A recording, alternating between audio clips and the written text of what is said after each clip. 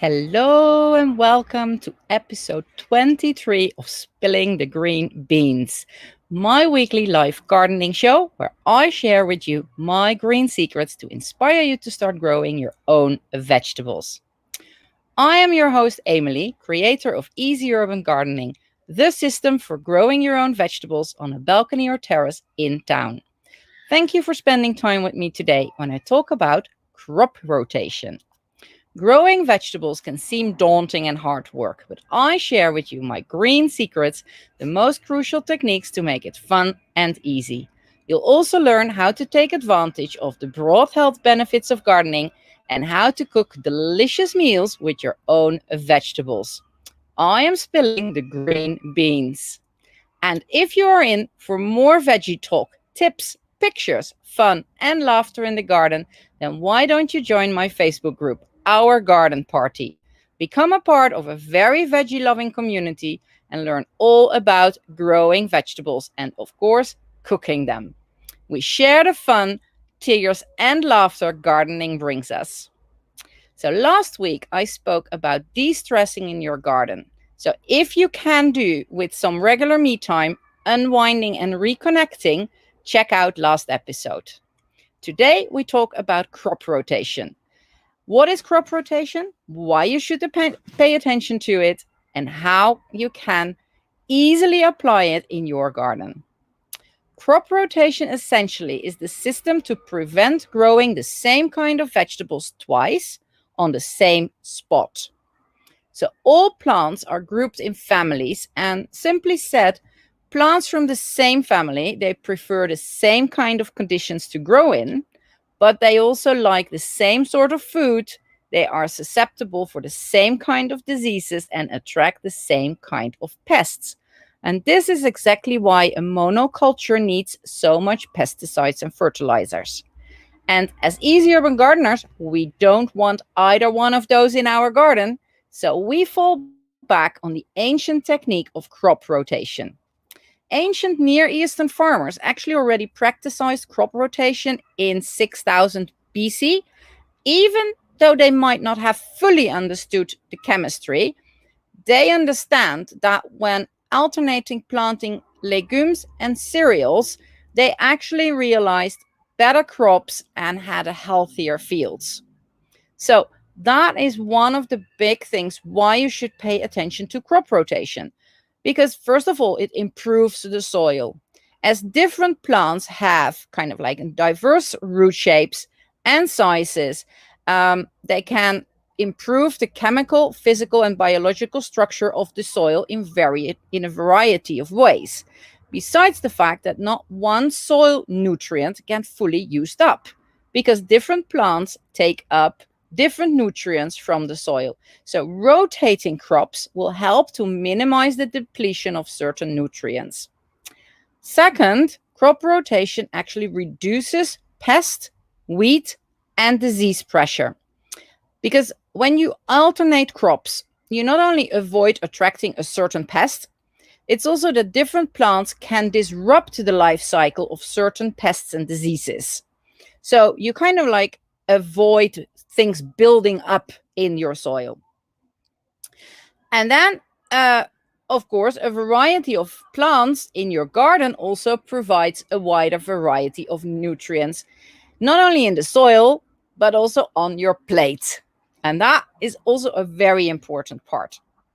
So, although there are numerous factors that must be taken into consideration when planning the crop rotation for commercial farming, I made things easy for you in your garden. So first of all, of course, our gardens are small scale, so it's a lot easier to maintain. But crop rotation, as I said, is also important in an easy urban garden. And it's mainly to avoid pests and to maximize the variety in your garden and on your plate. So how does crop rotation in an easy urban garden work? As mentioned before, the main thing is alternating plant families. So you never grow a plant of the same family in the same square twice in a row. This does not mean that you can't grow multiple members of the same family within one box. It just means that that one square, you don't plant the same family one after the other. But there are many plant families which are divided in I don't know how many categories and subcategories. So it's absolutely no fun to learn that by heart. We are not at school. So, as you might know by now, knowing to which vegetable to which family your vegetable belongs, is made very easy in Easy Urban Gardening. Because first of all, we only deal with 6 families. So we don't deal with the dozens and dozens that are out there. We have the Brassica family, to which all the kind of like the cabbage varieties also belong. Then we have the root family. Amongst others, it's carrots and beetroot, for instance. The pot family, which are peas and beans. Then we have the fruit family. So think cucumber, zucchini, pumpkin, etc. The nightshade family, to which, amongst others, the tomatoes belong. And the leaf family, which is kind of like almost all the other green leafy stuff like lettuce, spinach, endive, chard, etc. But to make it even easier, we color code the families. So Brassica is gray, root is orange, pot is blue, nightshade is purple, fruit is red, and leaf is green. And by using these color codes when making our planning, we are absolutely sure that we deploy proper crop rotation, keep our gardens as varied as possible, and won't need pesticides or fertilizer. Just a regular troll of compost will do. So when you make a planning and you deploy these color codes, what you need to do is when you have, you can go and look back in the planning episode a couple of weeks ago. We make the planning per square horizontally over the whole year. So if you color in the period that your square is occupied by, say, radishes, who are in the Brassica family, you color the weeks of the radishes gray, and then you make sure that the next one is not of the gray family, but maybe orange. And then the next one is not again orange, but it can be the gray family again, but maybe you want to make it even more varied and you put in something green. And then maybe at the end of season, you can put in something blue or orange again or gray. So if you want to know to which family your favorite vegetables belong, you could start downloading my free roadmap to Easy Urban Gardening on my website, easyurbangardening.club. And of course, you are warmly invited to join my Facebook group, Our Garden Party. There you can ask questions, you get tips, and learn all about Easy Urban Gardening with me and many other vegetable lovers. Plus, you won't miss an episode of this weekly show because it is streamed live in the Facebook group as well. So thank you for spending time with me in the garden, and I hope to meet you in your garden soon.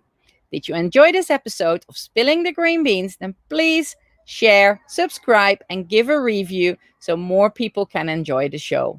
I see you in next week's episode, in which I will be talking about pak choi, an easy, quick, and very versatile veggie. And in my garden, they're almost ready to harvest. So fingers crossed we can do that together next week. And of course, I will also give you some yummy recipe tips. See you next week. Bye.